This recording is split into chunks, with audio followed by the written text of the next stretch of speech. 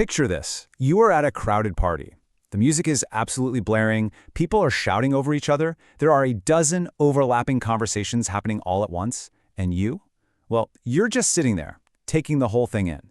Listen, if you have ever felt like the only quiet person in a profoundly loud, chaotic room, you're going to want to stick around for this explainer.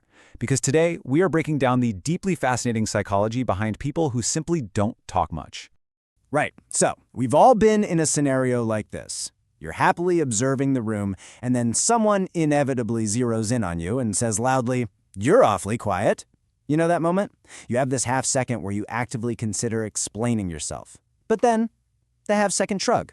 You give a quick, polite little smile, and you pivot right back to observing whatever was way more interesting than justifying your silence to someone who, let's be honest, probably wasn't going to listen to your answer anyway.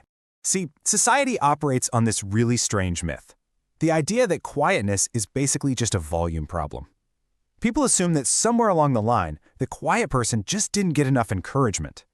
Like, if we could just coax them out of their shell a tiny bit, they'd suddenly blossom into this loud, constantly chattering extrovert.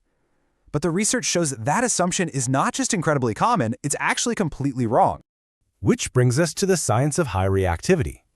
Because being quiet is absolutely not a personality flaw. It's a fundamental hardware difference.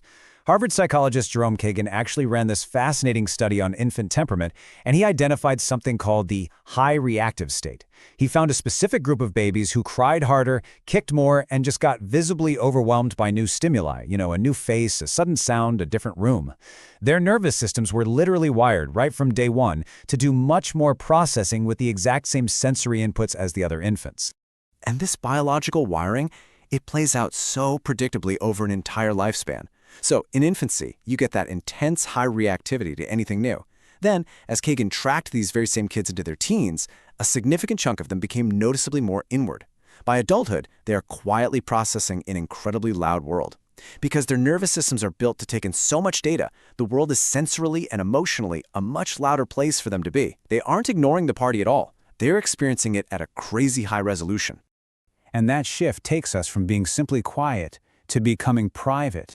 Think about it. We live in a loud default world, a world that demands rapid throughput, speed, and desperately filling the silence before it gets even slightly weird. But the quiet deviation, that requires experiencing the world in high resolution, deep observation, and constantly doing mental calculus. So quiet people actually have to spend a massive amount of their daily energy just managing the gap between those two realities.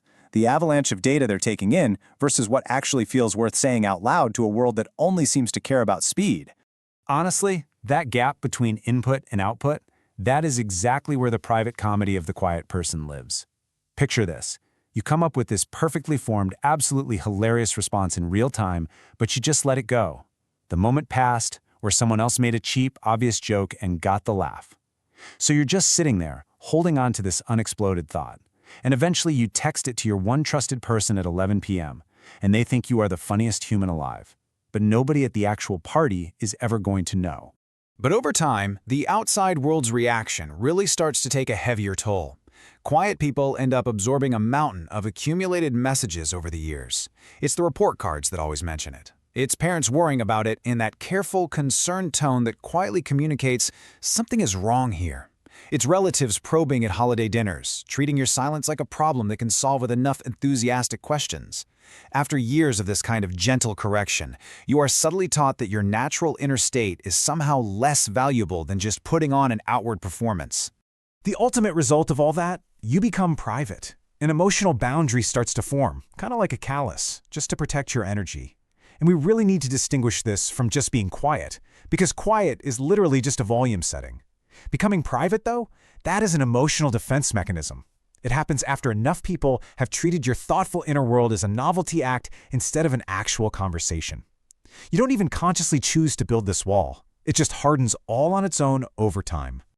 But let's look at the power of observation. We really need to reframe this completely, because their silence is not an absence of speech. It is the active, incredibly potent superpower of deep listening. While everyone else in the room is eagerly talking, the attentive observer is actually working.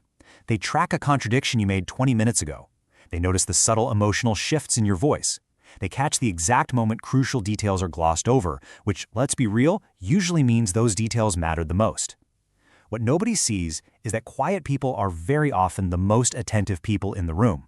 They listen the way people used to before we all got so addicted to just being heard. And honestly, nowhere is this rapid precision clearer than in the corporate world. We've all seen this play out. Step 1, the quiet person realizes almost immediately that the entire meeting could have been an email. Step 2, they identify the actual decision that needs to be made within the first, say, 40 seconds. Step 3, they sit back and just watch 3 loud people talk in absolute circles around that decision for an hour.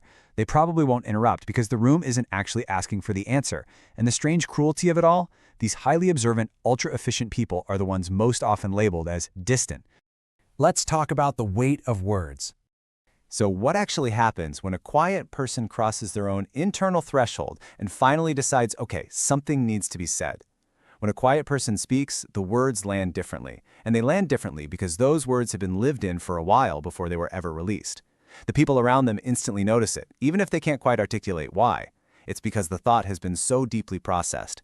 They already know exactly what they mean before the sound ever leaves their mouth. It's a level of precision that our fast-talking society rarely values, but man, it carries incredible weight and clarity. And this deep, selective processing? It absolutely applies to relationships too.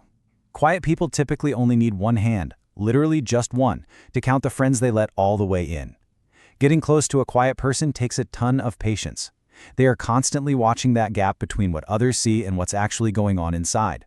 But once you do finally get through that boundary, they hold on to you with fierce loyalty and honestly, pure relief. They keep that inner circle so small because of what we can call their inner weather, the grief, the frustration, the sudden moments of really unexpected joy. These complex feelings dissolve incredibly slowly over time, kind of like sediment settling at the bottom of a lake. Their interior experience often totally lacks a direct, easy translation into language.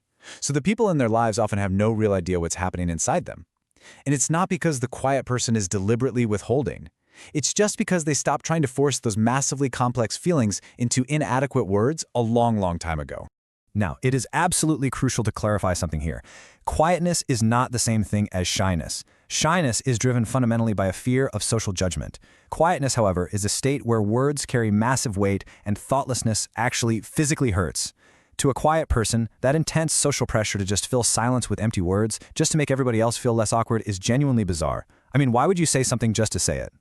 Now, before we wrap up this explainer, I do want to highlight something really practical from our source material today.